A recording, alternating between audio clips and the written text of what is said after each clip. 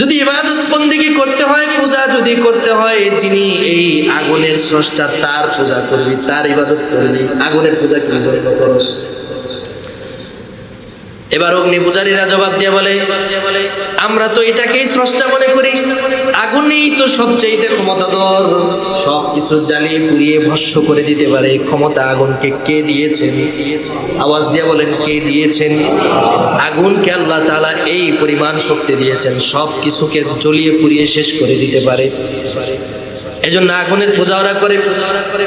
কিন্তু খাজা ওসমান হারুনি বলে, আগুনকে যিনি বানাইছেন ওই আল্লাহর পূজা করো, আল্লাহর ইবাদত করো, আল্লাহর কাছে চাও, আল্লাহর কাছে চাও, যিনি স্রষ্টা তাকে চাও, সৃষ্টির পূজা করো না। সৃষ্টি কিন্তু আল্লাহ না। হযরতে ওসমান হারুনির কথা শুনে ওই পূজারীরা বলে, এইটাও সৃষ্টি, তুমিও তো তাহলে তোমার আল্লাহর সৃষ্টি? বলে হ্যাঁ। বলে সৃষ্টিতে যদি মিলে কোনো সমস্যা নাই। এক সৃষ্টি আরেক সৃষ্টি, এক মাখলুক আরেক মাখলুকের সাথে ভালো সম্পর্ক হওয়ার কথা। তোমার যদি এত ক্ষমতা থাকে, তোমার রবের যদি এত ক্ষমতা থাকে, পারলে আগুনের মধ্যে একটু হাত দিয়ে দেখাও। খাজা ওসমান হারুনির এই কথা শোনার পরে ওই মূর্তি পূজার উপরে উত্তর দিল। খাজা ওসমান হারুনি পাল্টা তাদেরকে আবার আরেকটা প্রস্তাব দিয়েছে।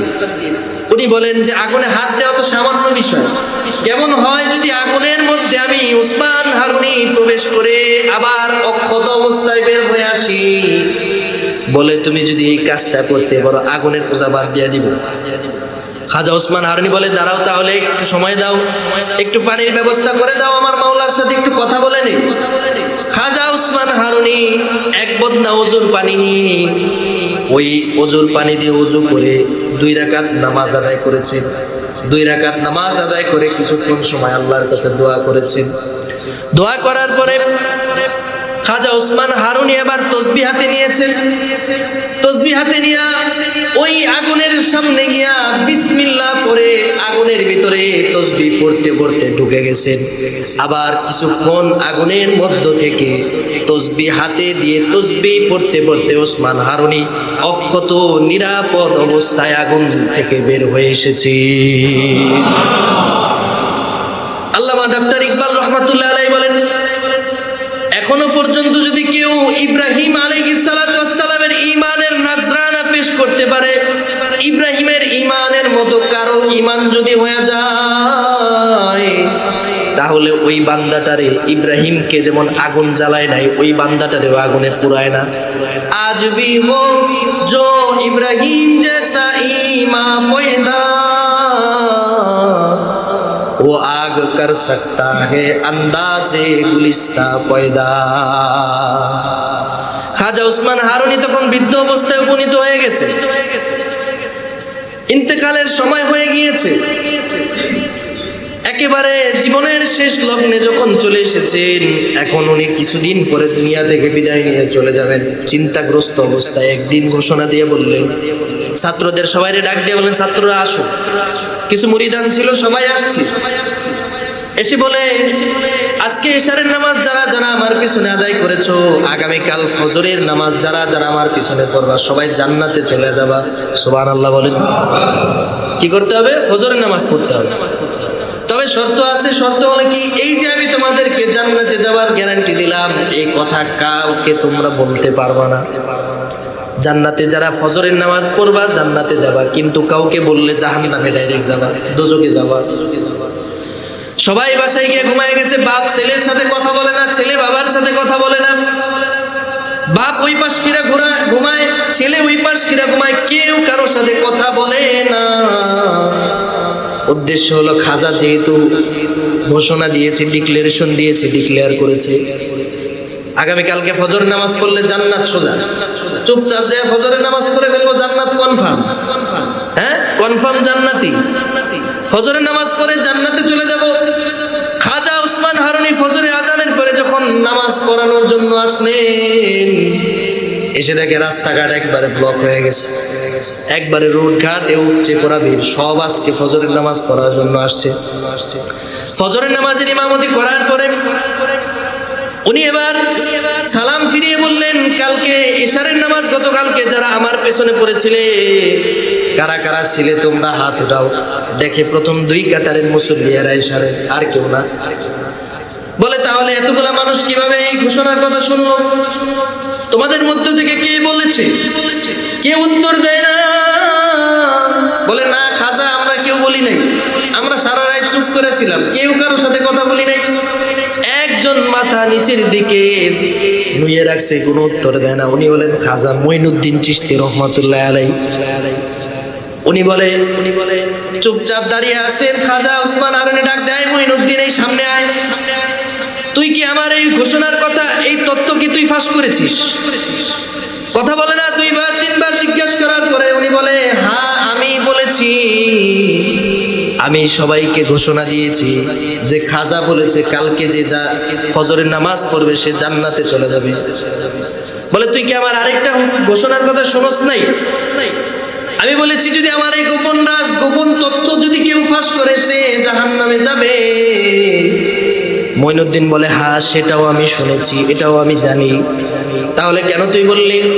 মঈনুদ্দিন বলেন আমি সারা রাত ধরে চিন্তা ভাবনা করলাম, খাজার কথা মতো যদি চুপচাপ গিয়া ফজরের নামাজ আদায় করি তাহলে আমি একা জান্নাতে যাব, একা মঈনুদ্দিন জান্নাতে যায়। আর যদি খাজা ওসমান হারুনির এই গোপন রাজ সবার সামনে যদি আমি বলে দেই তাহলে আমি মঈনুদ্দিন জাহান্নামে যাব। কিন্তু হাজার হাজার মঈনুদ্দিন আল্লাহর বানানো জান্নাতে দাখিল হয়ে যায়, আল্লাহর বানানো জান্নাতে প্রবেশ করে ফেলে। হাজার হাজার বান্দা জাহান্নামী থেকে জান্নাতি হয়ে যায়। আল্লাহ তাআলা যদি আমি এক মঈনুদ্দিন রে জাহান্নামে দিয়া হলেও হাজার হাজার বান্দা জান্নাতে যায়, হাজার হাজার আল্লাহর হারিয়ে যাওয়া গোলামকে আল্লাহ যদি জান্নাতে দিয়া দেন, আল্লাহ তাআলা যদি সন্তুষ্ট হয়ে যান, আল্লাহর ওই সন্তুষ্ট অর্জনের জন্য আমি মঈনুদ্দিন ওই জাহান্নামকেও জান্নাত হিসেবে বরণ করেও নিতে রাজি। খাজা ওসমান হারুনি এবার খুশি হয়ে কান্না শুরু করছে। বলে আয় মঈনুদ্দিন আমার বুকে আয়, আয় তুই আমার কাছে আয়। আমি তো খুব টেনশনে ছিলাম, চিন্তাগ্রস্ত ছিলাম। আমার কাছে বুজুর্গদের যে আমানত আর খেলাফত, এই দায়িত্ব এই ভার কারে দিয়ে যাব? আমি লোক খুঁজতেছিলাম, তালাশ করে কাউকে পাই না। সবাই জান্নাত পাওয়ার জন্য ইবাদত করে, সবাই জান্নাতের জন্য আল্লাহর গোলামি করে, কেউ আল্লাহকে পাওয়ার জন্য আল্লাহর গোলামি করে না। তোরে পাইছি, তুই জান্নাত পাওয়ার জন্য ইবাদত করস না, আল্লাহরে পাওয়ার জন্য ইবাদত করস। ওয়াসিদ্দিকুল্লাযী ইয়াবযুলুল কওলাইনি ফি রিজা মাহবুবি। সিদ্দিক বলা হয় তারে যে জান্নাত পাওয়ার জন্য ইবাদত করে না, জান্নাত কামাই করার জন্য ইবাদত করে না। যে ইবাদত করে সিদ্দিক বলা হয় তারে একজনকে পাওয়ার জন্য ইবাদত করেন। তিনি কি? আল্লাহরে পাওয়ার জন্য ইবাদত করেন। খাজা মঈনুদ্দিন চিশতি রহমাতুল্লাহ আলাইহি খাজা ওসমান হারুনির কাছ থেকে সেখানে দাঁড়িয়ে খেলাফত নিয়েছেন, দোয়া নিয়েছেন। বুজুর্গের দোয়া খাজা মঈনুদ্দিন চিশতির উপরে ছিল। পরবর্তীতে এই খাজা মঈনুদ্দিনের চেহারা দেখে লক্ষ লক্ষ কাফের মুসলমান হয়ে ইন্তেকাল করে জান্নাতি হয়েছে। এজন্য ইবাদত করতে হবে আল্লাহরে পাওয়ার জন্য, আল্লাহকে পাওয়ার জন্য ইবাদত করতে হবে, দুনিয়া না, জান্নাতও না। ইবাদতের মেন মাকসদ হবে আল্লাহকে সন্তুষ্ট করা। আল্লাহর ভয় যদি কারো অন্তরে থাকে, আল্লাহকে ভয় করে যদি কেউ ইবাদত করে, আল্লাহকে ভয় করে যদি কেউ ইবাদত করে, আল্লাহকে পাওয়ার জন্য ইবাদত করে, যে আল্লাহকে পেতে চায় আল্লাহও তাকে পেতে চায়। সুবহানাল্লাহ। বান্দা আলহামদুলিল্লাহ, আল্লাহ সুবহানাহু ওয়া তাআলার দরবারে অসংখ্য অগণিত শুকর এবং সুজুদ জ্ঞাপন করছি যে মহান রব্বুল আলামিন আমাদেরকে জিলহজ মাসের আজকে 11 তারিখ, পবিত্র জিলহজ মাসের 10 তারিখ ঈদুল আজহা উদযাপন করার পরদিনই সলাতুল জুমার দিনে আজকে জুমার নামাজ আদায় করার জন্য আল্লাহ তাআলার ঘর মসজিদে আসার মতো আল্লাহ তৌফিক দিয়েছেন। এজন্য রব্বুল আলামিনের দরবারে সকলে শুকরিয়া জ্ঞাপন করে বলি আলহামদুলিল্লাহ। আল্লাহ তাআলা অন্যান্য বছরের তুলনায় এই বছরের এই দিনগুলোকে খুব ধারাবাহিকভাবে চমৎকারভাবে আল্লাহ তাআলা আমাদের সামনে উপস্থাপন করেছেন। 9 তারিখ আরাফার দিন, ঐতিহ্যবাহী আরাফার দিন, অনেক ফজিলতপূর্ণ দিন। পরদিন 10 জিলহজের এটাও একটা ফজিলতপূর্ণ বিশাল সওয়াবের অধিকারী হওয়া যায় এমন একটা দিন আল্লাহ দিলেন। ঠিক তার পরের দিনই আল্লাহ তাআলা জুমার দিন, শুক্রবারের দিন আল্লাহ তাআলা আমাদের নসিবে রেখেছেন। টানা 3টা ফজিলতপূর্ণ দিন আল্লাহ তাআলা ধারাবাহিকভাবে আমাকে আপনাকে দান করেছেন। এই জন্য আল্লাহ তাআলার শুকরিয়া আদায় করা উচিত। এই দিনগুলোকে মহত্বের সাথে গুরুত্ব দিয়ে ইবাদতের প্রতি আরো জোরদার হওয়া উচিত। তো যে সমস্ত ভাইরা আমরা কোরবানি করতে পেরেছি, ওই ভাইরা আল্লাহ তাআলার কাছে আমরা শুকরিয়া আদায় করি, আল্লাহ আমাকে আপনাকে দিয়ে কোরবানি করিয়েছি। যে ভাইরা নিয়ত করেছিলাম কিন্তু যে কোনো একটা কারণেই কোরবানি করতে পারলাম না, যে কোনো জরুরত কিংবা যে কোনো ব্যস্ততার কারণে কিংবা নানা প্রতিকূলতার কারণে হয়তো বা এই বছর আমাদের কোরবানি নসিব হয়নি, আল্লাহ তাআলার কাছে বেশি থেকে বেশি তৌফিক কামনা করা। আল্লাহ তাআলা যেন আগামী বছরগুলোতে ধারাবাহিকভাবে একেবারে মৃত্যু পর্যন্ত যেন আল্লাহ তাআলার এই বিধানটা যেন আমরা পালন করতে পারি। সকলে আল্লাহ তাআলার দরবারে তৌফিক কামনা করে বলি আল্লাহুম্মা আমিন। সম্মানিত হাজিরিন, জিলহজ মাসের এই 10 তারিখ আমাকে আপনাকে যা শিক্ষা দিয়েছে এর একটা সারমর্ম গতকালকে ঈদ পূর্ববর্তী, ঈদের নামাজের পূর্ববর্তী কিছু সময় আলোচনা করেছিলাম। আজকে তারই ধারাবাহিকতা কয়েকটা কথা অল্প পরিসরে আপনাদের সামনে বলার জন্য চেষ্টা করব ইনশাআল্লাহ। আল্লাহ তাআলা যেন আমাকে বলার মতো তৌফিক দান করেন, আপনারাও যেন শুনে আমল করতে পারেন, সেই তৌফিকে যেন আল্লাহ তাআলা আপনাকে দান করেন, আমাকে দান করেন, সকলে বলি আমিন। সম্মানিত হাজিরিন, এই যে জিলহজ মাসের 10 তারিখ, জিলহজ মাসটাই মূলত ত্যাগ এবং তাকওয়ার পরিচয় বহন করে।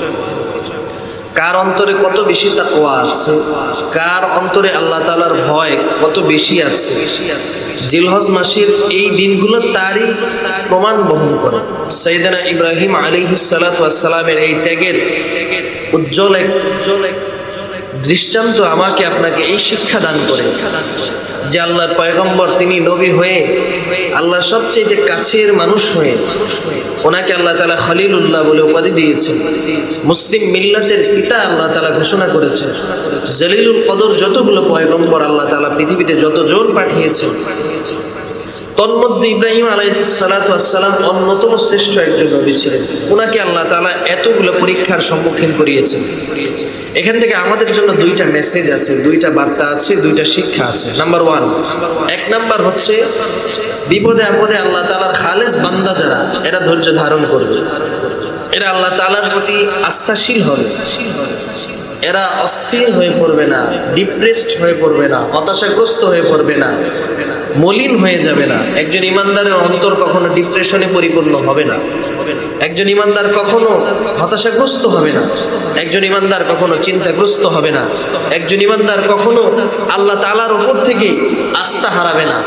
যারা আল্লাহর উপরে আস্থা হারিয়ে ফেলে, যারা হতাশাগ্রস্ত হয়ে যায়, এদের পতন ও চূড়ান্ত হয়ে যায়। এটা হচ্ছে 1 নম্বর শিক্ষা, সবরের পরিচয় দেওয়া। 2 নম্বর হচ্ছে আল্লাহ তাআলার বিধানের প্রতি আনুগত্যশীল হওয়া।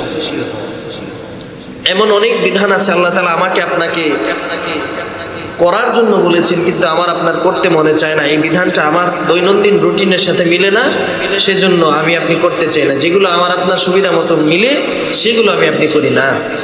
আল্লাহ যেই বিধান আমাকে আপনাকে দিয়েছেন, এই বিধান পালন করা নিঃশর্তভাবে, শর্তহীন আনুগত্য করা, এটাও একজন মুমিনের বৈশিষ্ট্য, মুমিনের সিফাত। এজন্য আল্লাহ তাআলা যে বিধানগুলো আমাকে আপনাকে দিয়েছেন, যে হুকুমগুলো আল্লাহ তাআলা আমাকে আপনাকে পালন করার জন্য আবশ্যকীয় করে দিয়েছেন, এগুলোর প্রতি শ্রদ্ধাশীল হওয়া, এগুলোর প্রতি মান্য করা, এগুলোর প্রতি যত্নশীল হওয়া, এটাও একজন ইমানদারের কর্তব্য। তো সর্বপ্রথম আল্লাহ তাআলা তাকওয়ার শিক্ষাটা আমাকে আপনাকে দিয়েছেন। তাকওয়া নিয়ে কয়েকটা কথা বলি। তাকওয়া কি জিনিস?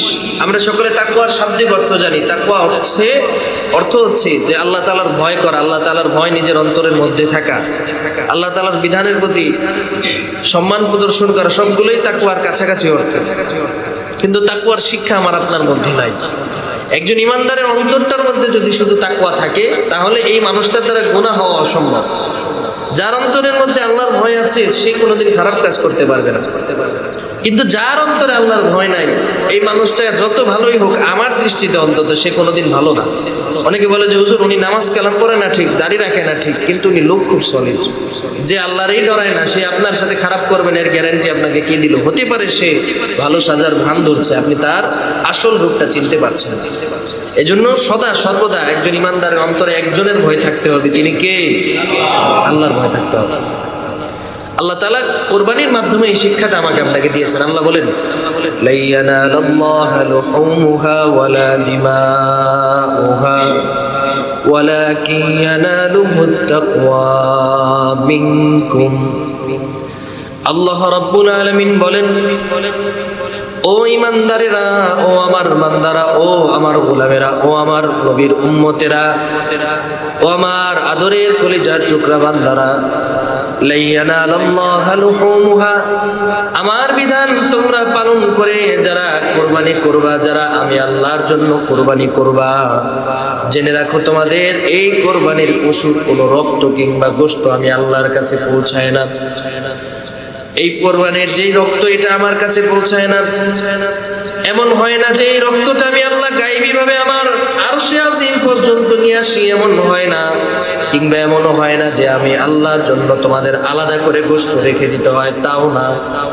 এগুলার কোনো গোশত, কোনো রক্ত, কোনো চর্বি, কোনো পশম, কোনো কিছুই আমি আল্লাহর কাছে পৌঁছায় না। ওয়ালাকিন ইয়ানালুহুত তাকওয়া মিনকুম, কিন্তু একটা জিনিস আমি আল্লাহর কাছে পৌঁছাই, একটা জিনিস আমি আল্লাহ লক্ষ্য করি, একটা বিষয় সম্পর্কে আমি আল্লাহ খেয়াল করি। সেই বিষয়টা হলো এই যে কুরবানি করলাম, তোমাদের অন্তরের মধ্যে কি আমি আল্লাহর ব্যাপারে তাকওয়া আছে কিনা? তাকওয়ার শিক্ষা আল্লাহ তাআলা আমাকে আপনাকে দিয়েছেন। তাকওয়ার ব্যাপারে আল্লাহ তাআলা আমাকে আপনাকে সতর্ক করেছেন। তাকওয়ার শিক্ষা আল্লাহ তাআলা আমাকে আপনাকে বুঝিয়েছেন যে সাবধান সাবধান, তোমাদের অন্তরে যেন তাকওয়া থাকে। কুরবানি করবা কি জন্য কুরবানি করবা, এর উদ্দেশ্য কি, এটা যেন ঠিক থাকে। লোক দেখানোর জন্য কি কুরবানি করেছো, না আমি আল্লাহকে সন্তুষ্ট করার জন্য কুরবানি করলাম, এই বিষয়টা সম্পর্কে আমি আল্লাহ লক্ষ্য রাখি। কারণ তোমাদের অন্তরের অবস্থা সম্পর্কে আমি আল্লাহ জানি, দুনিয়ার কেউ না জানুক, একজন আমার আপনার সম্পর্কে জানেন, তিনি কে?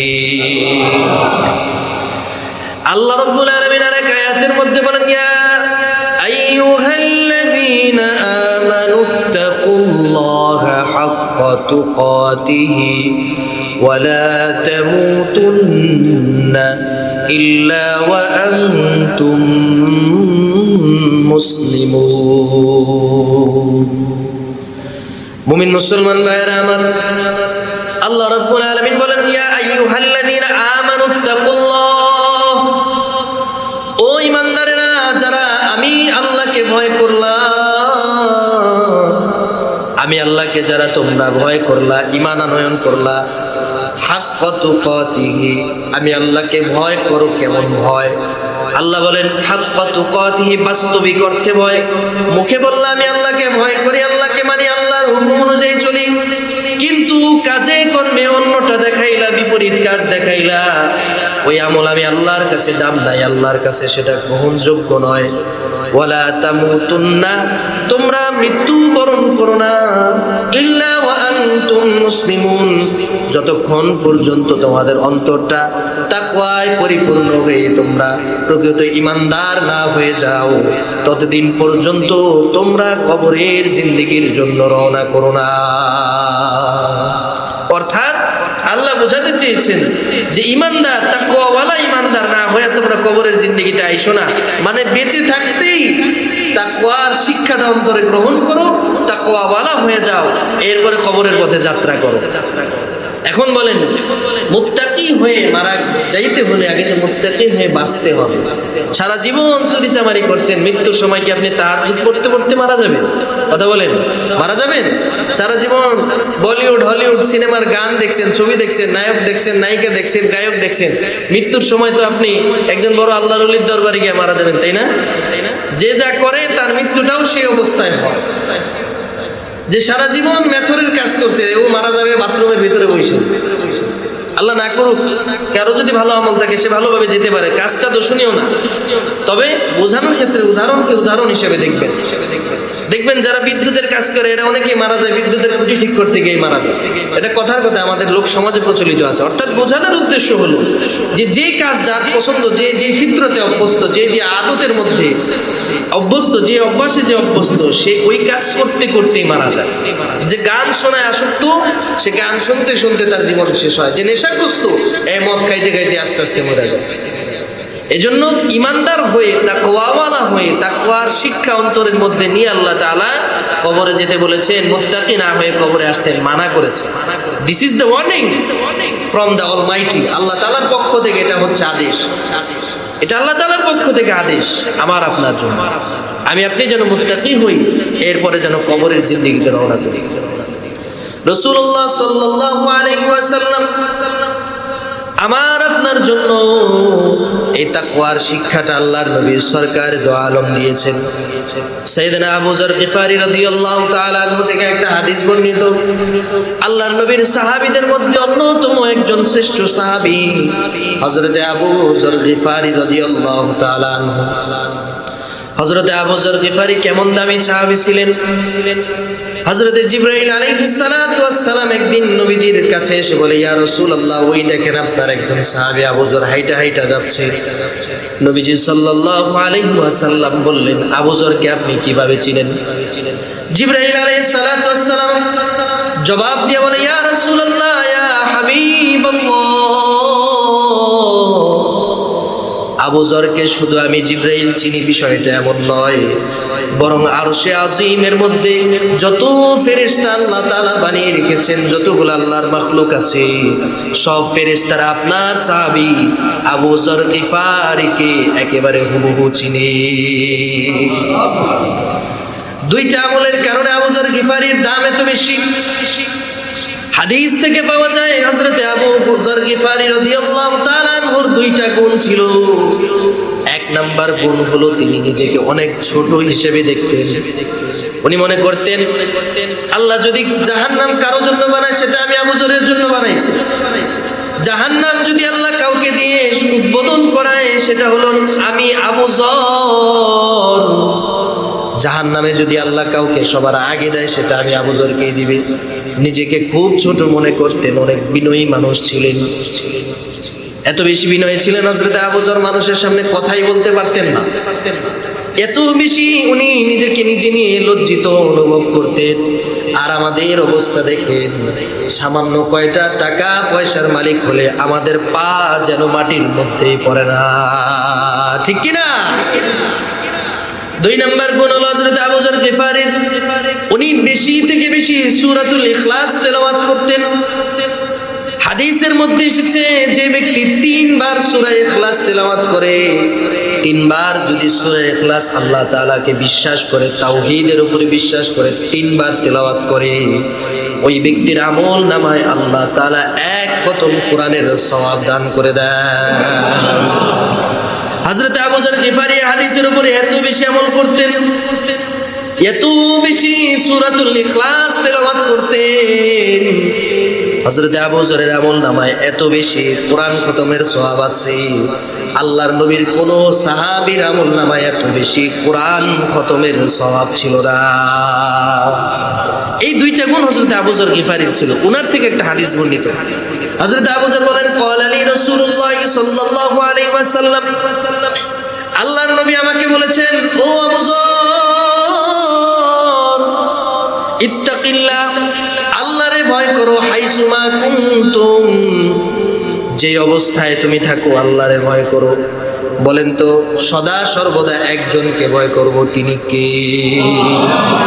আবু যররে আল্লাহ বলছেন, এত বেশি তাকওয়াওয়ালা সাহাবী, তারপর আল্লাহর নবী তারে বললেন, এই আবু যর, আল্লাহরে কইলাম ভয় করবা, আল্লাহকে ভয় করবা, যে অবস্থায় থাকো না কেন আল্লাহকে ভয় করবা।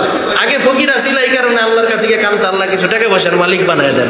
যখন টাকা পয়সা হইলা, 5 তলা বাড়ির মালিক হইলা, এখন কয় হামসে বড় কোন হয়, এলাকার মধ্যে আমি তো শেঠ, আমার চেয়ে বড় কেউ নাই। কথা বলেন, এমন ডাকাইত আছে না নাই? বাস্তব না অবাস্তব? বাস্তব কথা। যখন মানুষ বিপদে পড়ে আল্লাহরে বেশি ডাকে, এটা ভালো, অবশ্যই আপনি আল্লাহকে ডাকবেন, কিন্তু বিপদ অতিক্রম হওয়ার পরে, বিপদ চলে যাওয়ার পরে মানুষ সাধারণত আল্লাহকে ভুলে যায় না। আল্লাহকে সদা সর্বদা মনে রাখতে হবে। আল্লাহকে যে না ভুলে আল্লাহ তাআলাও তাকে ভুলবেন না, আর যে আল্লাহকে ভুলে যায় আল্লাহও তারে ভুলে যায়। এজন্য আল্লাহ তাআলাকে ভয় করার জন্য নবীজি বলেছেন ইত্তাকিল্লাহ, আল্লাহকে ভয় করো হাইসুমা কুনতুম। এই হাদিসের ব্যাখ্যা একটা ঘটনা এনেছেন মুফাসসিরিন ইকরাম, মুহাদ্দিসিন ইকরাম, যে তাকওয়া কিভাবে তাকওয়ার পরিচয় দিতে হয়, তাকওয়ার বিষয়টা আসলে কেমন। হযরত ওমর রাদিয়াল্লাহু তাআলা আনহু, ওমর ফারুক রাদিয়াল্লাহু তাআলা আনহু খুব জ্ঞানী বিচক্ষণ একজন সাহাবী, খেলাফায়ে রাশিদিনের দ্বিতীয় খলিফা। ওমর রাদিয়াল্লাহু তাআলা আনহু হযরত উবাই ইবনে কাব রাদিয়াল্লাহু তাআলা আনহু, হযরত উবাই ইবনে কাব রাদিয়াল্লাহু তাআলা আনহুর ব্যাপারে আমাদের সাপ্তাহিক যে তাফসীর আছে এখানে আমরা আলোচনা করেছিলাম যে আল্লাহর নবীকে আল্লাহ তাআলা আদেশ দিয়ে বলেছেন যে আপনি উবাই ইবনে কাবকে সূরা বাইয়িনা তিলাওয়াত করে শিক্ষা দেন, কারণ উবাইয়ের যে তেলাওয়াত, ওনার যে লাহজা, ওনার যে তেলাওয়াতের ধরন, এটা অন্যান্য সব সাহাবীর চাইতে অন্যতম শ্রেষ্ঠ একটা ধরন। সুবহানাল্লাহ। তো উবাই ইবনে কাব আর হযরত ওমর কথা বলছেন। হযরত ওমর রাদিয়াল্লাহু তাআলা আনহু উবাই ইবনে কাব রাদিয়াল্লাহু তাআলা আনহুকে জিজ্ঞেস করে বললেন, ও ভাই তুমি আমাকে বলো তাকওয়া কি জিনিস, তাকওয়া কাকে বলে, তাকওয়ার বিধানটা কেমন, তাকওয়া কিভাবে একজন মুমিন ইমানদার অবলম্বন করবে। হযরত উবাই প্রশ্নের উত্তর না দিয়ে ওমরে ফারুক রাদিয়াল্লাহু তাআলা আনহুকে পাল্টা একটা প্রশ্ন করলে বললেন, ও খলিফাতুল মুসলিমিন, ও ওমরে ফারুক রাদিয়াল্লাহু তাআলা আনহু, আপনি আমার একটা প্রশ্নের জবাব দিয়ে বলেন, আপনি কি কখনো কাঁটাযুক্ত পথ দেখেছেন? যেই বনের চারপাশ দিয়ে উপরে নিচে ডানে বামে জমিনের উপরে সব জায়গায় কাঁটাযুক্ত, এরকম কোন বন কি আপনি দেখেছেন? বলে হ্যাঁ দেখেছি। বলে ওই বনের মধ্যে যখন আপনি বনটা পাড়ি দেওয়া লাগবে, অতিক্রম করা লাগবে, কিভাবে করেন? ওমরে ফারুক রাদিয়াল্লাহু তাআলা আনহু জবাব দিয়ে বলেন, খুব সাবধানের সাথে আমি ওই বনের প্রতিটা ইঞ্চি ইঞ্চি জায়গায় সাবধানের সাথে ধীরস্থিরতার সাথে চোখ কান খোলা রেখে তারপরে ওটা অতিক্রম করি, কেননা একটু এদিক থেকে সেদিক যদি হয়ে যায় তাহলে আমি আক্রান্ত হব, ক্ষতিগ্রস্ত হব। উবাই ইবনে কাব রাদিয়াল্লাহু তাআলা আনহু বললেন, ভাই ওমরে ফারুক, তাকওয়ার বিষয়টা হলো এমন, তাকওয়ার বিষয়টা হলো এমন, আপনি যখন আপনার অন্তরের মধ্যে তাকওয়া থাকবে, এই যে কাঁটাযুক্ত বন যেইভাবে আপনি পাড়ি দিচ্ছেন, যেভাবে নিজেকে সুরক্ষা করে নিজের হেফাজত করে আপনি যেইভাবে বনটা অতিক্রম করলেন, তাকওয়ার বিধানটাও ঠিকই একই রকম। আপনি বন যেইভাবে পাড়ি দিলেন, গুনাহ থেকে আপনি নিজেকে সেইভাবে হেফাজত করে আপনার জীবনটা পাড়ি দিবেন। অর্থাৎ তিনি বোঝাতে চাইলেন, কাঁটাযুক্ত পথ যেমনি আমরা খুব সামলে হেফাজত করে নিজেকে বাঁচিয়ে যেভাবে পাড়ি দেই, নিজের জীবনটাকে গুনাহ থেকে ঠিক একই রকম একই পদ্ধতিতে নিজেকে সেভ করে হেফাজত করে পাড়ি দিতে হবে। এটাই হচ্ছে তাকওয়ার শিক্ষা। তাকওয়া এইভাবে নিজের অন্তরের মধ্যে আনতে হবে। গুনাহ দেখলে নিজেকে 10 হাত ধরে সেখান থেকে সরায় ফেলবো। আর এখন আমাদের অবস্থা এরকম, সারাদিন কোনো গুনাহ করেন নাই, সন্ধ্যার পরে মাগরিবের নামাজ পড়ে বের হইছেন, মুখটা শুকনা শুকনা লাগতেছে, দেখলেন সামনে একটা চায়ের দোকান বসা, কিছু মানুষ বসে, ভাই আসেন বসেন, গেলাম বইলাম, টিভিটা একটু ছাড়ো তো দেখি দেশের কি অবস্থা। টিভি দেখতে দেখতে চাই পাল্টাও, ভালো লাগে না, তখন একটা গান ছাড়লো, যাক ভালোই তো লাগে, এশারের নামাজও দিক দিয়ে শেষ। এমন হয় না আমাদের সাথে? হয় না আমাদের সাথে? এটা তো সামান্য কথা বললাম, মানুষ এর চাইতে কত জঘন্যতম গুনাহ করে আপনি কল্পনাও করতে পারবেন না। কত ধরনের প্রতারণা, কত ধরনের গুনার সরঞ্জাম এখন আমাদের সামনে আছে। প্রতারণা সব জায়গার মধ্যে, সব জায়গার মধ্যে। আমার মনে আছে যে আমার নিজের চোখে দেখায়, সাভার এনাম মেডিকেল কলেজে একবার গেছিলাম কোনো একটা কাজে, সেখানে এক লোক খুব কান্নাকাটি করে, দাঁড়িয়ালা 5 ওয়াক্ত নামাজে, দেখে মনে হয় ওনার চাইতে বড় আলেম আল্লামা কেউ নাই। খুব কান্নাকাটি করতেছে, কেন? ওনার স্ত্রী নাকি অসুস্থ, খুব বড় একটা অপারেশন করানো লাগবে, ওনার কাছে অর্থ নাই। তো ঘটনাক্রমে সেই জায়গাতে ওই হাসপাতালের এমডির কোনো আত্মীয়, খুব বড় পর্যায়ের একজন লোক, উনি ওখানে গাড়ি থামাইছে। থামানোর পরে বলতেছে যে স্যার আমার স্ত্রীটা খুব অসুস্থ, তার এই অপারেশন করানো লাগবে, অনেক টাকার প্রয়োজন, স্যার কিছু সাহায্য করেন। তো ওই লোকটার মনে মায়া হলো, বললো যে আপনার আর্থিক অবস্থা কেমন? বলে আমি খুবই অসহায় মানুষ, অসুস্থ, নিজেও কাজ কারবার করতে পারি না। বলে ঠিক আছে, তাহলে চলেন গাড়িতে উঠেন, আপনার বাসায় গিয়ে আপনার স্ত্রীকে আমি নিয়ে আসি, আসার পরে এখানে আমরা ফ্রিতে চিকিৎসা করে দেবো। ওই লোকটা তো এখন কাছুমাছু শুরু করছে। আসলে সেটা হলো ভাউতাবাজি, এরকম কোনো কেউ নাই। স্ত্রীর নাম মিথ্যা কথা বলে প্রতারণা করে মানুষ থেকে টাকা উঠে খায়। প্রতিটা সেক্টরের মধ্যে এখন প্রতারণা, যার কারণে যারা প্রকৃত হকদার, যারা আসলে দুস্থ, যারা আসলে অভাবী, দরিদ্র, নিঃস্ব, মিসকিন, এরা এই সমস্ত প্রতারকদের কারণে এরা বঞ্চিত হচ্ছে। প্রতিটা সেক্টরে সেক্টরে এখন প্রতারণা, দুর্নীতি এগুলো আছে। কিভাবে বাঁচবেন আপনি, নিজেকে কিভাবে হেফাজত করবেন? এই জন্য সর্বপ্রথম নিজেকে গুনাহ থেকে হেফাজত করতে হলে গুনার পরিবেশ থেকে দূরে যেতে হবে। গুনার পরিবেশ থেকে দূরে যাওয়ার জন্য সর্বপ্রথম আসতে হয় আল্লাহর ঘরে। আল্লাহর ঘরের চাইতে নিরাপদ জায়গা পৃথিবীতে কোনোদিন ছিল না, কোনোদিন থাকবেও না। যত সম্ভব মসজিদে ব্যয় করার চেষ্টা করি। এটা হচ্ছে আমার আপনার জন্য মেসেজ, শিক্ষা। তো আল্লাহ তাআলার তাকওয়ার অর্জনের জন্য, আল্লাহকে ভয় করার জন্য কয়েকটা আলামত আপনাদেরকে আমি বলে দিই, কয়েকটা নিদর্শন, 7টা নিদর্শন আপনাদের সামনে আমি বলি। 7টা কিংবা 6টা, যে কয়টা বলতে পারি বলি, এরপরে আলোচনা ইনশাআল্লাহ শেষ করব। 1 নম্বর হচ্ছে জবানের হেফাজত করতে হবে। আল্লাহর নবী সরকারে দো আলম রাসূলুল্লাহ সাল্লাল্লাহু আলাইহি ওয়াসাল্লাম বলেন, মাই ইয়াজমাল্লি মা বাইনা লিহইহি ওয়া মা বাইনা রিজলাইহি আজমাল্লাহুল জান্নাহ। আল্লাহর নবী সরকারে দো আলম রাসূল আরবি মুহাম্মদুর রাসূলুল্লাহ সাল্লাল্লাহু আলাইহি ওয়াসাল্লাম বলেন, কোন আল্লাহর বান্দা যদি তার 2 চোয়ালের মাঝখানে যে অংশটা আছে আর তার 2 রানের মাঝখানে যে অংশটা আছে, এই 2টা জিনিসের যদি কেউ হেফাজত করতে পারে, অর্থাৎ তার জবানের হেফাজত যদি কেউ করতে পারে, আর 2 রানের মাঝখানে যে লজ্জাস্থান আছে এটার হেফাজত যদি কেউ করতে পারে, এই 2টা জিনিসের হেফাজতের গ্যারান্টি যদি কেউ দিয়া দেয়, আমি মুহাম্মদুর রাসূলুল্লাহ সাল্লাল্লাহু আলাইহি ওয়াসাল্লাম এই 2টা জিনিসের হেফাজত যে করতে পারবে, এই হেফাজতের গ্যারান্টি যে দিতে পারবে, আমি নবী ওই বান্দার জান্নাতে যাওয়ার গ্যারান্টি দিয়া দিব। 1 নাম্বার হচ্ছে জবানের হেফাজত, 2 নাম্বার লজ্জাস্থানের হেফাজত। এটা নিয়ে আরেকদিন ইন ডিটেইল আলোচনা করব ইনশাআল্লাহ। জবানের হেফাজত করতে হবে। জবান দিয়ে যেন কোনো ধরনের অশ্লীল, অহেতুক, গর্হিত, নিকৃষ্ট, মিথ্যা, গীবত কোনো কথা যেন বের না হয়। এটা খুবই ভাইটাল একটা বিষয়, খুবই ইম্পর্টেন্ট একটা বিষয়। জবান দিয়ে যেন কোনো ধরনের অশ্লীল কথা আমার আপনার থেকে যেন বের না হয়। আমি আপনি একজনে এক জায়গায় বসলে, 2 ভাই এক জায়গায় বসলে, 2 বন্ধু একসাথে বসলে, তৃতীয় আরেক বন্ধু যে উপস্থিত নাই এর ব্যাপারে বদনাম শুরু করি। আমাদের মা বোনদের মধ্যে এই নেক আমলটা বেশি হয়। এরা যদি 2 মহিলা একসাথে বসে, একেবারে দুনিয়ার সব কিছু একবারে একসাথে বসে যত নেগেটিভ কথা আছে সব বলবে। মা বোনদেরকে শিক্ষা দিবেন যে ঘরের কথা কোনোদিন বাইরে ফাঁস করবা না। ঘরে অনেক সময় অনেক কিছু হয়, 19-20 হয়, এই কথাগুলো বাইরে বলা উচিত না। এটা সবচেয়ে নিকৃষ্ট কাজ।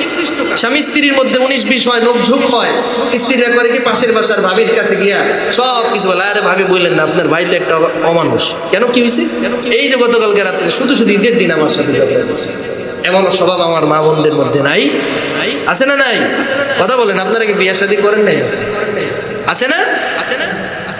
এই শিক্ষাটা মা বোনদেরকে দিতে হবে। ঘরে দ্বীনি তালিম চালু করতে হবে, বুঝাতে হবে তাদের যে আপনি নিজে একজন নামাজি মানুষ, দিনওয়ালা মানুষ, দিনদার মানুষ। আপনার স্ত্রী যদি পাশের বাসার ভাবির সাথে গিয়ে আপনার ব্যাপারে যদি এমন গীবত করে, আপনারা বলে যে ওনারে দেখেন তো ভালো, কিন্তু উনি মোটেও লোকের সুবিধার না, লোকটা সুবিধার না, তখন আপনি যখন যাবেন ওই লোক আপনারা যখন দেখবে ভাববে যে এত বড় পাঁচকুল্লি টুপি লাগাইছে, জুব্বা লাগাইছে, ভিতরে ভিতরে এই লোকের এই অবস্থা।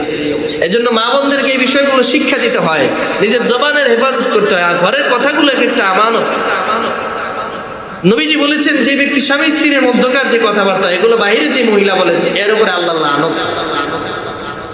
এজন্য এগুলো মা বোনদেরকে শিক্ষা দিতে হয়। নিজের ঘরের প্রাইভেসি, নিজের ঘরের যে বিষয়গুলো আছে এগুলো সিকিউর করতে হয়, এগুলো সুরক্ষিত রাখতে হয়, বাইরে মানুষের কাছে বলা যায়। 1 নম্বরে জবানের হেফাজত করা। 2 নম্বর কলবকে নিয়ন্ত্রণ করা। কলবের মধ্যে অনেক সময় খারাপ চাহিদা আসে, অনেক সময় নিকৃষ্ট গর্হিত কাজের চিন্তা ভাবনা আসে, গুনাহের প্রবণতা সৃষ্টি হয়। এটা থেকে কলবকে হেফাজত করা। কলবের হেফাজতের জন্য জিকির করবেন, তেলাওয়াত করবেন, তাসবিহ করবেন, ভালো মানুষের সাথে থাকবেন। 4টা বিষয় বললাম, জিকির, তেলাওয়াত, তাসবিহ এবং নেক মানুষের সঙ্গ। 4টা কাজ করবেন, তাহলে কলবটা আপনার হেফাজত যিনি করে দিবেন তিনি কি? আল্লাহ তাআলা। কলবকে নিয়ন্ত্রণ করবেন। 3 নম্বর চোখের হেফাজত করবেন। আমি দেখলাম মানুষ যত বেশি চোখ দিয়ে যত গুনাহ করে, পৃথিবীর অন্য কোনো জায়গায় এত গুনাহ হয় না। আমি আমার কথা বলি, আপনাদের কথা বলি না। আমার জীবনে আমি অ্যাপ্রক্সিমেটলি যত গুনাহ আমার জীবনে আছে সব দেখলাম চোখের রিলেটেড গুনাহ। চোখ দিয়ে মানুষ দেখে, দেখার পরে তার অন্তরের ভিতরে একটা খায়েশাত তৈরি হয়। খায়েশাত তৈরি হওয়ার পরে সেই গুনার দিকে ধাবিত হয়। আজকে দেখেন আমাদের দেশের মধ্যে যত ধরনের অপকর্ম হচ্ছে, কেন হচ্ছে? 10 বছরের বাচ্চা থেকে শুরু করে 70 বছরের বৃদ্ধা পর্যন্ত কারো কাছে নিরাপদ নাই। চোখ দিয়ে এই খারাপ খারাপ জিনিস মানুষ দেখে, অশ্লীল দৃশ্য দেখে, যার কারণে এটার প্রভাব তার ব্রেনের মধ্যে পড়ে। এরপরে সে ধর্ষণের মতো জঘন্য অপরাধে সে লিপ্ত হয়। আজকে বাংলার জমিনের মধ্যে যদি আপনি ইসলামী বিধিবিধান যদি মান্য করতে পারতাম, ইসলামী আইন যদি বাংলার জমিনের মধ্যে কায়েম হতো, বাংলার জমিনের মধ্যে যদি ইসলামী আদর্শ, ইসলামী জীবন ব্যবস্থা যদি মানুষ আমরা ফলো করতাম, জায়গায় ধরে ধরে এই ধর্ষকদেরকে ক্রস ফায়ার দেওয়া হতো। কথা বলেন ঠিক কিনা? এজন্য নিজের চোখটাকে হেফাজত করতে হবে, গুনাহ থেকে বেঁচে থাকতে হবে। গুনাহ থেকে বেঁচে থাকা এটাও একজন ইমানদারের কর্তব্য। আল্লাহ তাআলা যেন আমাকে আপনাকে হেফাজত করেন, সকলে বলি আমিন। এরপরে কল্পটা নিয়ন্ত্রণ থাকার আরেকটা উপায় আপনাদের বলছি, হারাম ভক্ষণ করা থেকে বেঁচে থাকতে হবে। হারাম খাওয়া যাবে না। যে হারামখোর, এর অন্তরের ভিতরে আল্লাহর ভয় জীবনে আসে না। যে সারা জীবন সুদ ঘুষের টাকায় নিজের পেট চালাইছে, ব্যাংক থেকে ইন্টারেস্ট পায়, ওই টাকা দিয়ে নিজের জীবন পরিচালনা করেছে, এই লোকটা কোনোদিন আল্লাহকে ভয় পাবে না। তার অন্তরের মধ্যে কোনোদিন দিন ইমানের আলো ফুটে উঠবে না। এজন্য হালাল ভক্ষণ করা এটা অনেক গুরুত্বপূর্ণ একটা বিষয়। আল্লাহ নবী বলেছেন, লা ইয়াদখুলুল জান্নাতা জাসাদুন গুযিয়া বিল হারাম। যেই শরীরটা হারাম ভক্ষণ করার পরে যেই শরীরটা, যে বডিটা ডেভেলপ হয়, যেই শরীরটা, দেহটা তৈরি হয় হারাম খাবারের মাধ্যমে, যে শরীরটা তৈরি হয়, এই শরীরটা কোনোদিন জান্নাতে যাবে না। চিন্তা করেছেন আপনি হারাম খাওয়ার কত ভয়াবহতা? হালাল ভাবে নিজের জীবন, 10 টাকা কামান আপনি, সবাই গরুর গোশত দিয়ে খায়, আপনি ডাল ভাত খান না, কিন্তু হালাল খান। হারাম খায়েন, হারাম খাইলে শান্তি পাবেন। এজন্য হারাম খাওয়া যাবে না, হারাম ভক্ষণ করা যাবে না। এরপরে নিজের হাতকে গুনাহ থেকে গুটায় নেওয়া। এরপরের কাজটা হচ্ছে নিজের হাতকে গুনাহ থেকে গুটিয়ে নেওয়া, গুনাহ মুক্ত জীবন যাপন করার চেষ্টা করা।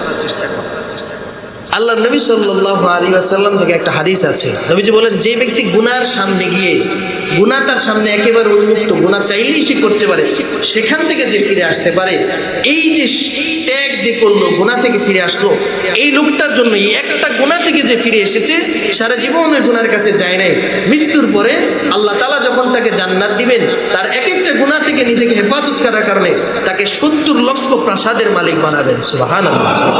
চিন্তা করেছেন?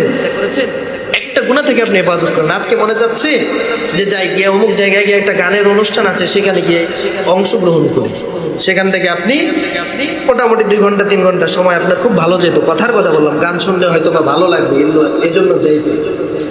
কোন এক কারণে আপনার অন্তরের মধ্যে এই বিষয়টা অনুভূত হলো, জাগ্রত হলো যে আমি তো চাইলে বাসায় গিয়ে ঘুমাতেও পারি, কিংবা চাইলে আজকে না গেলাম। এই যে গুনাহ থেকে নিজেকে ফিরে আনলেন, আর গেলেন না ওইখানে অনুষ্ঠানে, আর গেলেন, আস্তে আস্তে নিজেকে পরিবর্তন করলেন। এক একটা পরিবর্তনের কারণে আল্লাহ তাআলা এত বেশি খুশি হন, বান্দাকে আল্লাহ তাআলা এই পরিমাণ পুরস্কার দান করেন। সুবহানাল্লাহ। এজন্য গুনাহ থেকে নিজেকে হেফাজত করতে হবে। এরপরে সর্বশেষ যেটা, যে পাকে নিজের গুনাহ থেকে দূরে রাখা, হাতও দূরে রাখা, পাকে দূরে রাখা। পা দিয়ে হেঁটে হেঁটে যাবেন, কাল কিয়ামতের দিন এই পা আল্লাহ তাআলার কাছে সাক্ষী দিবে যে আল্লাহ, এই আমার এই পায়ের উপরে ভর করে সে কিয়ামতের দিন আল্লাহ তাআলার কাছে বিচার দেবে, সে দুনিয়ায় গুনার মধ্যে গিয়েছে। এটা কোরআনে কারিমে সূরা ইয়াসিনের মধ্যে আল্লাহ বলেছেন, আল ইয়াউমা নাখতিমু আলা আফওয়াহিহিম ওয়া তুকাল্লিমুনা আইদিহিম ওয়া তাশহাদু আরজুলুহুম বিমা কানু ইয়াকসিবুন। এই কিয়ামতের ওই দিনে আপনার হাত আল্লাহ তাআলার কাছে সাক্ষী দিবে, পা সাক্ষী দিবে, জবান সাক্ষী দিবে, প্রতিটা অঙ্গ প্রত্যঙ্গ আল্লাহ তাআলার কাছে সাক্ষী দিবে। এজন্য গুনাহ থেকে হেফাজত করব, নিজেকে, নিজের জীবনকে, নফসকে গুনাহ থেকে হেফাজত করব। আল্লাহ তাআলা কবুল করেন, সকলে বলি আমিন। সম্মানিত হাজিরিন, যেটা বললাম একেবারে শুরুতে, আমার আপনার মেন উদ্দেশ্য, মেন মাকসাদ থাকবে আল্লাহ তাআলা সন্তুষ্টি অর্জন, আল্লাহ তাআলার ভয়, তাকওয়া থাকবে। এরপরে দ্বিতীয় নম্বর উদ্দেশ্য থাকবে আল্লাহ তাআলার সন্তুষ্টি অর্জন। আল্লাহ তাআলাকে যদি আমি আপনি সন্তুষ্ট করতে পারি, আগার মুঝে রব মিল গয়া তো সব মিল গয়া। আল্লাহ যদি আমি পাই, সবই পেয়ে গেলাম। আল্লাহকে যদি না পাই, আল্লাহকে যদি হারিয়ে ফেলি, তাহলে কোনো কিছুই পাইলাম, কোনো কিছুই আমি আপনি পেলাম না। আল্লাহকে পেতে হবে। সম্মানিত হাজিরিন, আল্লাহকে পাওয়ার জন্য ইবাদত বন্দেগী করতে হবে। আল্লাহ তাআলা ওই বান্দাদেরকে ভালোবাসেন যে বান্দারা আল্লাহকে পাওয়ার জন্য ইবাদত করে। আমি আপনি ইবাদত করি কেন? জান্নাত পাওয়ার জন্য। কি পাওয়ার জন্য? জান্নাত পাওয়ার পাওয়ার জন্য ইবাদত করি। এটা একজন মুমিনের জীবনের সফলতা, যে সে জাহান্নাম থেকে বেঁচে জান্নাতের দিকে যাবে, এটাই মূলত মুমিনের সফলতা। কিন্তু কিছু আল্লাহর বান্দা আছে, তাফসীরের মধ্যে আমরা আলোচনা করেছিলাম যে হযরত আব্দুল কাদের জিলানী রাহমাতুল্লাহ আলাইহি বলেছিলেন যে আল্লাহ তাআলা যদি আমাকে জাহান্নামে দিয়েও আমার খোঁজ খবর নেয়, আর জান্নাতে দিয়ে যদি আমাকে আল্লাহ তাআলা একবারও জিজ্ঞেস না করে আমি কেমন আছি, আল্লাহ যদি আমার সাথে কথা না বলেন, আমার খোঁজ খবর না নেন, তাহলে ওই জান্নাতটা আমার কাছে জাহান্নামের মতো লাগবে। আর আল্লাহ যদি জাহান্নাম আমার জন্য সাব্যস্ত করার পরে জাহান্নামে দিয়ে হলেও যদি আল্লাহ আমাকে বলেন যে মহিউদ্দিন আব্দুল কাদের জিলানী তুমি কেমন আছো, ওই জাহান্নামের আযাবটা মুহূর্তের মধ্যে আমার জন্য জান্নাতের নেয়ামতে পরিণত হয়ে যাবে। সুবহানাল্লাহ। আল্লাহকে পাওয়ার জন্য ইবাদত করতে হবে। والصديق الذي يبذل القولين في رضا محبوبي। আল্লাহর নবী বলেন সিদ্দিক হলো তারা, সিদ্দিক বলা হয় তাদেরকে যারা শুধু সত্যবাদী তাদেরকে না। সিদ্দিকের আরেকটা অর্থ হলো যারা আল্লাহরে পাওয়ার জন্য ইবাদত করে, জান্নাত পাওয়ার জন্য ইবাদত করে না। জান্নাতে যাওয়া তাদের মেন উদ্দেশ্য, মূল লক্ষ্য, মূল টার্গেট থাকে না, বরং আল্লাহরে পাওয়ার জন্য যারা ইবাদত করে, এই বান্দারে একজন মোহাব্বত করেন, তিনি কি? আল্লাহকে পাওয়ার জন্য ইবাদত করে। খাজা ওসমান হারুনি রাহমাতুল্লাহি আলাইহি অনেক বড় একজন মুজাদ্দিদ ওলি ছিলেন, অনেক বড় একজন আল্লাহওয়ালা বুজুর্গ ছিলেন। খাজা ওসমান হারুনি খাজা মঈনুদ্দিন চিশতি রাহমাতুল্লাহি আলাইহির উস্তাদ ছিলেন। খাজা মঈনুদ্দিন চিশতি রাহমাতুল্লাহি আলাইহি কেমন পর্যায়ের আলেম, কেমন পর্যায়ে আল্লাহর ওলি, শরীয়ত মারিফতের এমন জ্ঞান ওনার মধ্যে ছিল। খাজা মঈনুদ্দিন চিশতি রাহমাতুল্লাহি আলাইহির চেহারা দেখে তার হাতে লক্ষ লক্ষ কাফের অমুসলিম মুসলমান হয়েছে। তো খাজা ওসমান হারুনি, খাজা মঈনুদ্দিন রাহমাতুল্লাহি আলাইহি ছোট ছিলেন। ওসমান হারুনির জীবনীটা আগে একটু শুনে। ওসমান হারুনি কেমন মানুষ ছিলেন? এক এলাকা দিয়ে হেঁটে যাচ্ছেন, হেঁটে যাওয়ার সময় ওসমান হারুনি রাহমাতুল্লাহি আলাইহি দেখেন একদল মাজুসি, মূর্তি পূজারক, মানে অগ্নি পূজারক, আগুনের পূজা করে। কিসের পূজা করে? আগুনের পূজা করে। এরা আগুনের পূজা করতেছে, বিশাল আয়োজন করে। খাজা ওসমান হারুনের পেটে খিদা লাগছে, খুব ক্ষুধা পেয়েছে, সফর করে যাচ্ছেন মুসাফির মানুষ। উনি এবার ওই আগুন পূজারী যারা আছে, অগ্নি পূজক যারা আছে, এদের কাছে গিয়ে বললেন যে আমার একটু আগুনের ব্যবস্থা করে দেন, আমি একটু খাবার রান্না করব। অগ্নি পূজারক সবাই রাইগা ফায়ার হয়ে গেছে। কি আমাদের প্রভু, আমরা ইবাদত করি, পূজা করি, এর নিয়ে তুমি রান্না করবে, এত নিকৃষ্ট কাজ করবা, যাও যাও, কোনো আগুন পাইবা না। খাজা ওসমান হারুনি জবাব দিয়ে বলে এই প্রকার গোষ্ঠী, যদি ইবাদত বন্দেগী করতে হয়, পূজা যদি করতে হয়, যিনি এই আগুনের স্রষ্টা তার পূজা করবি, তার ইবাদত করবি, আগুনের পূজা কি জন্য করস? এবার অগ্নি পূজারীরা জবাব দিয়ে বলে আমরা তো এটাকেই স্রষ্টা মনে করি, আগুনেই তো সবচেয়ে ক্ষমতাধর, সবকিছু জ্বালিয়ে পুড়িয়ে ভস্ম করে দিতে পারে, ক্ষমতা আগুনকে কে দিয়েছেন? আওয়াজ দিয়ে বলেন কে দিয়েছেন? আগুনকে আল্লাহ তাআলা এই পরিমাণ শক্তি দিয়েছেন, সব কিছুকে জ্বলিয়ে পুড়িয়ে শেষ করে দিতে পারে। এজন্য আগুনের পূজা ওরা করে। কিন্তু খাজা ওসমান হারুনি বলে আগুনকে যিনি বানাইছেন ওই আল্লাহর পূজা করো, আল্লাহর ইবাদত করো, আল্লাহর কাছে চাও, আল্লাহর কাছে চাও, যিনি স্রষ্টা তাকে চাও, সৃষ্টির পূজা করো না, সৃষ্টি কিন্তু আল্লাহ না। হযরতে ওসমান হারুনির কথা শুনে ওই পূজারীরা বলে এইটাও সৃষ্টি, তুমিও তো তাহলে তোমার আল্লাহর সৃষ্টি? বলে হ্যাঁ। বলে সৃষ্টিতে যদি মিলে কোনো সমস্যা নাই, এক সৃষ্টি আরেক সৃষ্টি, এক মাখলুক আরেক মাখলুকের সাথে ভালো সম্পর্ক হওয়ার কথা। তোমার যদি এত ক্ষমতা থাকে, তোমার রবের যদি এত ক্ষমতা থাকে, তাহলে আগুনের মধ্যে একটু হাত দিয়ে দেখাও। খাজা ওসমান হারুনির এই কথা শোনার পরে ওই মূর্তি পূজারকরা এই উত্তর দিল। খাজা ওসমান হারুনি পাল্টা তাদেরকে আবার আরেকটা প্রস্তাব দিয়েছে। উনি বলেন যে আগুনে হাত দেওয়া তো সামান্য বিষয়, কেমন হয় যদি আগুনের মধ্যে আমি ওসমান হারুনি প্রবেশ করে আবার অক্ষত অবস্থায় বের হয়ে আসি? বলে তুমি যদি এই কাজটা করতে পারো, আগুনের পূজা বাদ দিয়ে দিব। খাজা ওসমান হারুনি বলে দাঁড়াও, তাহলে একটু সময় দাও, একটু পানির ব্যবস্থা করে দাও, আমার মাওলার সাথে একটু কথা বলে নি। খাজা ওসমান হারুনি এক বদনা ওজুর পানি নিয়ে ওই ওজুর পানি দিয়ে ওযু করে 2 রাকাত নামাজ আদায় করেছেন। 2 রাকাত নামাজ আদায় করে কিছুক্ষণ সময় আল্লাহর কাছে দোয়া করেছেন। দোয়া করার পরে খাজা ওসমান হারুনি এবার তসবিহ হাতে নিয়েছেন। তসবিহ হাতে নিয়ে ওই আগুনের সামনে গিয়া বিসমিল্লাহ পড়ে আগুনের ভিতরে তসবিহ পড়তে পড়তে ঢুকে গেছেন। আবার কিছুক্ষণ আগুনের মধ্য থেকে তসবিহ হাতে দিয়ে তসবিহ পড়তে পড়তে ওসমান হারুনি অক্ষত নিরাপদ অবস্থায় আগুন থেকে বের হয়ে এসেছে। আল্লামা ডাক্তার ইকবাল রহমাতুল্লাহ আলাইহি বলেন, এখনো পর্যন্ত যদি কেউ ইব্রাহিম আলাইহিস সালাতু ওয়াস সালামের ঈমানের নাজরানা পেশ করতে পারে, ইব্রাহিমের ঈমানের মতো কারো ঈমান যদি হয়ে যায়, তাহলে ওই বান্দাটারে ইব্রাহিমকে যেমন আগুন জ্বালায় নাই, ওই বান্দাটারেও আগুনে পুরায় না। আজ ভি হো জো ইব্রাহিম জैसा ईमान पैदा वो आग कर सकता है अंदाज़े गुलिस्ता पैदा। খাজা ওসমান হারুনি তখন বৃদ্ধ অবস্থায় উপনীত হয়ে গেছে, ইন্তেকালের সময় হয়ে গিয়েছে। একেবারে জীবনের শেষ লগ্নে যখন চলে এসেছেন, এখন উনি কিছুদিন পরে দুনিয়া থেকে বিদায় নিয়ে চলে যাবেন। চিন্তাগ্রস্ত অবস্থায় একদিন ঘোষণা দিয়ে বললেন, ছাত্রদের সবাইরে ডাক দিয়ে বলেন, ছাত্ররা আসো। কিছু মুরিদান ছিল, সবাই আসছে। এসে বলে, আজকে ইশারের নামাজ যারা যারা আমার পিছনে আদায় করেছো, আগামীকাল ফজরের নামাজ যারা যারা আমার পিছনে পড়বা, সবাই জান্নাতে চলে যাবা। সুবহানাল্লাহ বলেন। কি করতে হবে? ফজরের নামাজ পড়তে হবে। তবে শর্ত আছে। শর্ত হলো কি, এই যে আমি তোমাদেরকে জান্নাতে যাওয়ার গ্যারান্টি দিলাম, এই কথা কাউকে তোমরা বলতে পারবা না। জান্নাতে যারা ফজরের নামাজ পড়বা জান্নাতে যাবা, কিন্তু কাউকে বললে জাহান্নামে ডাইরেক্ট যাবা, দোজখে যাবা। সবাই বাসায় গিয়ে ঘুমায় গেছে। বাপ ছেলের সাথে কথা বলে না, ছেলে বাবার সাথে কথা বলে না। বাপ ওই পাশ ফিরে ঘুমায়, ছেলে ওই পাশ ফিরে ঘুমায়, কেউ কারোর সাথে কথা বলে না। উদ্দেশ্য হলো, খাজা যেহেতু ঘোষণা দিয়েছে, ডিক্লারেশন দিয়েছে, ডিক্লেয়ার করেছে, আগামীকালকে ফজর নামাজ পড়লে জান্নাত সোজা। চুপচাপ যায় ফজরের নামাজ পড়ে ফেলবো, জান্নাত কনফার্ম। হ্যাঁ, কনফার্ম জান্নাতি। ফজরের নামাজ পড়ে জান্নাতে চলে যাব। খাজা ওসমান হারুনি ফজরে আজানের পরে যখন নামাজ পড়ানোর জন্য আসলেন, এসে দেখে রাস্তাঘাট একবারে ব্লক হয়ে গেছে। একবারে রোড ঘাটে উপচে পড়া ভিড়। সব আজকে ফজরের নামাজ পড়ার জন্য আসছে। ফজরের নামাজের ইমামতি করার পরে উনি এবার সালাম ফিরিয়ে বললেন, কালকে ইশারের নামাজ গতকালকে যারা আমার পেছনে পড়েছিলে, কারা কারা ছিলে তোমরা হাত উঠাও। দেখে প্রথম 2 কাতারের মুসল্লিয়ারা ইশারের, আর কেউ না।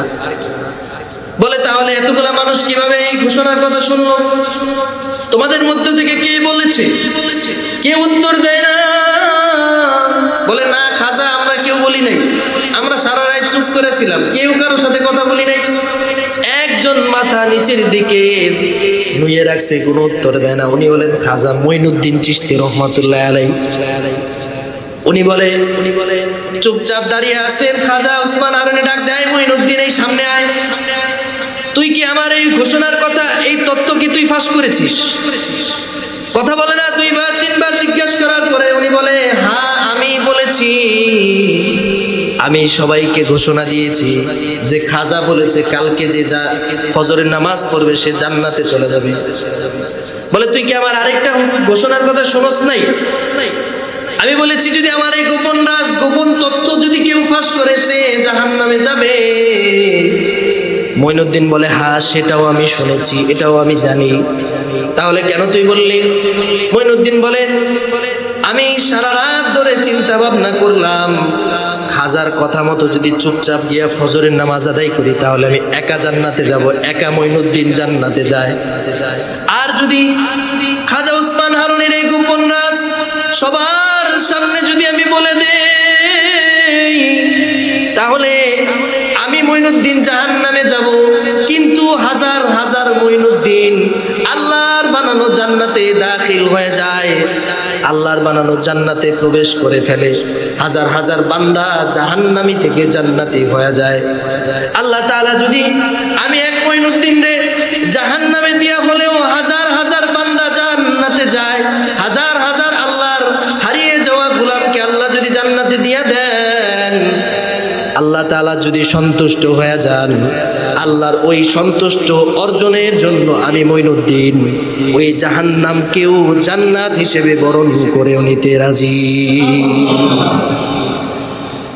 খাজা ওসমান হারুনী এবার খুশি হয়ে কান্না শুরু করছে, বলে আয় মঈনুদ্দিন, আমার বুকে আয়, আয় তুই আমার কাছে আয়। আমি তো খুব টেনশনে ছিলাম, চিন্তাগ্রস্ত ছিলাম।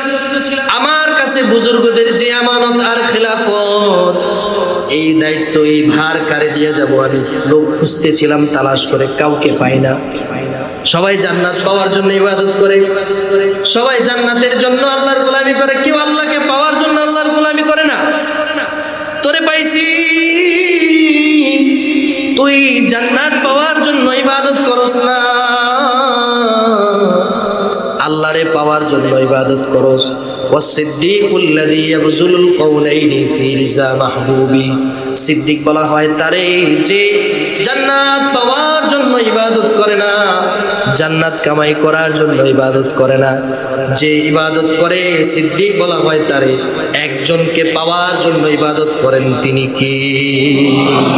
আল্লাহরে পাওয়ার জন্য ইবাদত করেন। খাজা মঈনুদ্দিন চিশতি রহমাতুল্লাহ আলাইহি খাজা ওসমান হারুনীর কাছ থেকে সেখানে দাঁড়িয়ে খেলাফত নিয়েছেন, দোয়া নিয়েছেন। বুজুর্গের দোয়া খাজা মঈনুদ্দিন চিশতির উপরে ছিল। পরবর্তীতে এই খাজা মঈনুদ্দিনের চেহারা দেখে লক্ষ লক্ষ কাফের মুসলমান হয়ে ইন্তেকাল করে জান্নাতি হয়েছে। এজন্য ইবাদত করতে হবে আল্লাহরে পাওয়ার জন্য, আল্লাহকে পাওয়ার জন্য ইবাদত করতে হবে, দুনিয়া না, জান্নাত না। ইবাদতের মেন মাকসদ হবে আল্লাহকে সন্তুষ্ট করা। আল্লাহর ভয় যদি কারো অন্তরে থাকে, আল্লাহকে ভয় করে যদি কেউ ইবাদত করে, আল্লাহকে ভয় করে যদি কেউ ইবাদত করে, আল্লাহকে পাওয়ার জন্য ইবাদত করে, যে আল্লাহকে পেতে চায় আল্লাহও তাকে পেতে চায়। সুবহানাল্লাহ। বান্দা যদি হেঁটে হেঁটে আল্লাহর কাছে যায়, আল্লাহ দৌড়ে দৌড়ে বান্দার কাছে আসেন। তুমি যত ইবাদত করে আমার কাছে আসবা, আমি আল্লাহ তোমার কাছে আসবো। বলেন সুবহানাল্লাহ। হযরত মুসা আলাইহিস সালামের একটা উদাহরণ আপনাদের সামনে দিয়েছিলাম, 1 মিনিটে বলে শেষ করি, আবারও বলি। মুসা আলাইহিস সালাম অনেক গরম মেজাজের নবী ছিলেন, তাই না? জানেন তো আপনারা সবাই, খুব মেজাজ গরম ছিল। আমাদের আলেমদের মধ্যে এরকম গরম কিছু মানুষ থাকে, কিছু থাকা লাগে। গরম মানুষ থাকলে যে 2-4 ডেম নিয়ে সোজা হয়। হযরত আমির হামজা রাদিয়াল্লাহু তাআলা আনহু গরম মানুষ ছিলেন। যখন হিজরত করে যখন যায় মদিনার দিকে, হযরত ওমর ফারুক যেতেছে, ওনার একটা কোনি মারতে বসাতেছে, দিয়ে বলে, এই ওমর, উহুদের ময়দানে তো পাইছিলাম, চাইছিলাম একেবারে সাইজ করে দিতে, কি জন্য জানি মনের মধ্যে মায়া লাগছে, দিলাম না। হযরত ওমর কাশি দিয়ে চলে গেছে, দাঁতানি কিছু মনে করে নাই, করে অন্যদিকে চলে গেছে। আমির হামজা গরম মানুষ। তো মুসা আলাইহিস সালাম গরম মানুষ, এক থাপ্পড় দিছে। ফেরাউনের এক কীর্তি দাসী ছিল, বাবুর্চি ছিল, বাবুর্চি এক থাপ্পড়ে ডেট, স্পট ডেট যেটারে বলে। বাইক অ্যাক্সিডেন্ট করে আমাদের সোনার টুকরা ছেলেরা স্পট ডেট করে না, মারা যায় না, এরকম হয় না? শোনেন না খবরে? ঈদের মধ্যে কিশোর, 2 কিশোর, 16 বছর 17 বছরের কিশোর একেবারে স্পট ডেট হয়ে যায়। আল্লাহ হেফাজত করুন, সকলে বলে আমিন। তো মুসা আলাইহিস সালাম গরম মানুষ, উনি এমনিই গরম, ওনারে সবাই ভয় পাইতো। একদিন একটা বকরির বাচ্চা নিয়ে উনি হাঁটতেছেন, বকরির বাচ্চাটা মুসা নবীর হাত থেকে ছুটে একবার পাহাড়ে দৌড়াইতে দৌড়াইতে চিকন চিকন পা যায় পাহাড়ের উপরে উঠছে। মুসা নবী সারাদিন পরিশ্রম করে বকরির বাচ্চাটারে ধরছে। আমি আপনি ধরলে কি করতাম? সারাদিন এই গরমের মধ্যে পানি খাইলাম না, কিছু খাইলাম না, বকরির বাচ্চাটা আগে ধরে একটা আশার দিত, সারাদিন কষ্ট দিছোস, তোর মতো এত একটা বকরির বাচ্চার জন্য সারাটা দিন নষ্ট করলাম, খাওয়া নাই, দাওয়া নাই, নাওয়া নাই, কোনো কিছু নাই। নবী তো নবী আখলাক নবীর মধ্যে আছে। উনি ধরে বকরির বাচ্চার পিঠ চুলকায় দেয়, মাথায় হাত বলে আদর করে দেয়, যে আমার তো হাত পাও আছে, নিজেরটা আমি নিজে টিপা দিতে পারি, তোরটা একটু টিপা দিই, তুই সারাদিন ছোট্ট ছোট্ট পা দিয়ে দৌড়াইছস, তোর তো সারাদিন কষ্ট হয়েছে। আল্লাহ তাআলা মুসা নবীর এই আখলাকটা এত বেশি পছন্দ করেছেন। যখন তিনি তুর পাহাড়ে গেছেন আল্লাহর সাথে কথা বলার জন্য, আল্লাহ বলেন, মুসা, ওই যে সামান্য একটা বকরির বাচ্চার পায়ে হাত দিয়া তুমি তোমার নবী হওয়ার পর ওই সামান্য খেদমতটুকু করেছো, এই আমলটা আল্লাহর কাছে এত পছন্দ হয়েছে, আমি আল্লাহ তোমার সাথে কথা বলার জন্য আরশে আজিম থেকে তুর পাহাড়ে আমি আল্লাহ চলে এসেছি। সুবহানাল্লাহ। এই আখলাক ওয়ালা হতে হবে, বিনয়ী হতে হবে, আল্লাহকে পাওয়ার জন্য ইবাদত করতে হবে, আল্লাহর যদি কারোর সাথে আল্লাহর সাথে সম্পর্ক তৈরি হয়ে যায়, কারো কানেকশন যদি আল্লাহর সাথে হয়ে যায়, পৃথিবীর সব মানুষ যদি তার বিরুদ্ধে চলে যায়, আল্লাহকে যদি কেউ পেয়ে যায়, যে সব পেয়ে গেছে। আল্লাহ তাআলা আমাদের সকলকে এই কথাগুলোর উপরে আমল করার তৌফিক দান করুন, সকলে বলে আমিন। যে আলোচনাগুলো হলো, এই আলোচনা থেকে আমরা প্রতিজন মানুষ শিখবো ইনশাআল্লাহ। প্রতিটা কথাই আমার আপনার জীবন ঘনিষ্ঠ। আল্লাহ তাআলা যেন কবুল করুন, সকলে বলে আমিন। ওয়া মা আলাইনা ইল্লাল বালাগ। আসসালামু আলাইকুম ওয়া রাহমাতুল্লাহি ওয়া বারাকাতুহু।